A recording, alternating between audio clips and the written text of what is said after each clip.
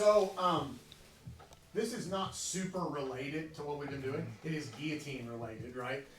But it's not necessarily the same as the arm in we've been doing. I did want to give you one you could do on your feet without having to pull guard, right? Which is pretty cool. Normally, it's really hard to finish guillotines on your feet without pulling guard, without, like, you see this in the white belt division at tournaments all the time. One big guy will get a guillotine on the other one, and he'll be like up on his tippy toes trying to finish, and he'll get picked up and slammed. Really common, right? So most of the time, you don't see a lot of guillotines from standing because of that. It's hard to finish them from standing unless you pull guard. Okay, this is a way you can absolutely finish it from standing without your hips even getting close to the guy. The problem with a guillotine from standing is, if I'm here, right, and if I get my hips in close to finish, like do that on me, he grabs the guillotine, he walks his hips in. As long as this arm goes over his back to control how far he can posture backwards, that's what this is for. The more he leans to try to finish that, the lighter he gets on his feet. It becomes very easy to pick him up. Okay? And then he gets body slammed like 80s WWF style, right? If you've not been to a lot of, you've probably seen that live, I'm sure. Oh, absolutely. I have too.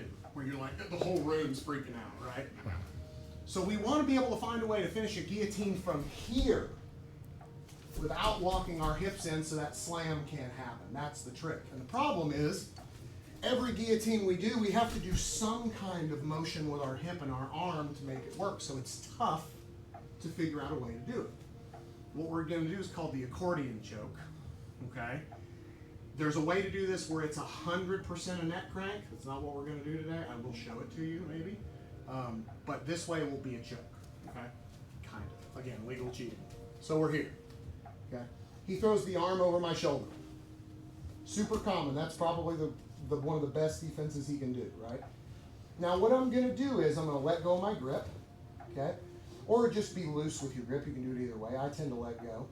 What I'm going to do is I'm going to move his head from where it is to the center of my chest. And I want his ear, the one closest to me, to end up in front of me. I know that sounds confusing, but it'll make sense when I show you. So I move his head from where it is to the center of my chest. So his ear now is touching my chest. This one is. Okay?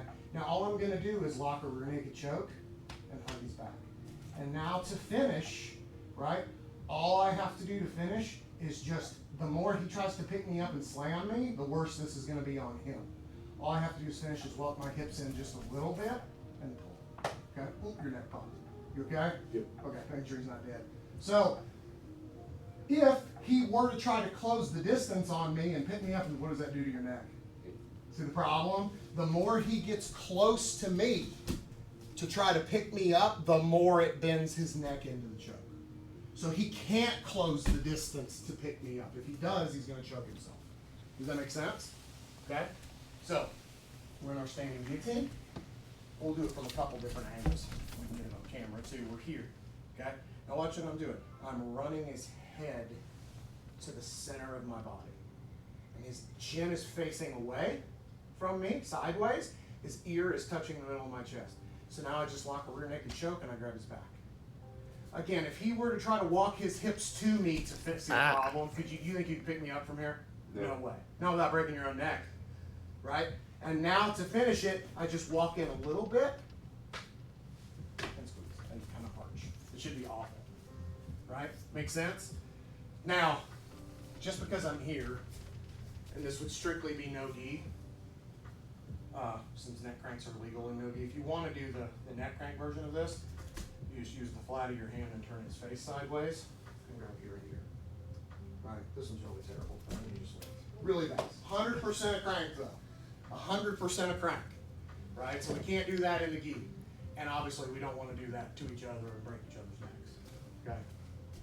If you don't like the guy, you go here and then you just jump guard and rip his head off. Right? Okay. Alright, so one more time. We go over. Right? I turn his head to the center. So his neck is slightly turned sideways and his ear is facing me. Okay? If he's got the arm over my back, especially trying to defend the choke, okay? So now I can ruin the choke and grab his back. It is impossible for him to walk his hips towards me and slam me. He will break his own neck if he draws. Now all I'm doing is walking in and just a little tiny arch to finish the Mostly a crank, okay? Mostly a crank. But to me, this is actually more of just pulling the head towards the chin. It's not really twisting as much. To me, a crank is a twist. To me, this is more similar to like if you got somebody in Kesa and just lifted their head off the floor and laid on there, where it's more of a diaphragm choke.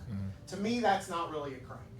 And to me, that should be legal gi or no gi, right? Because I'm not doing a whole lot of twisting on his neck. The other one I showed you where you turn his head sideways and just crank his neck, that one's 100% a crank, right? That's not the one we're doing, okay?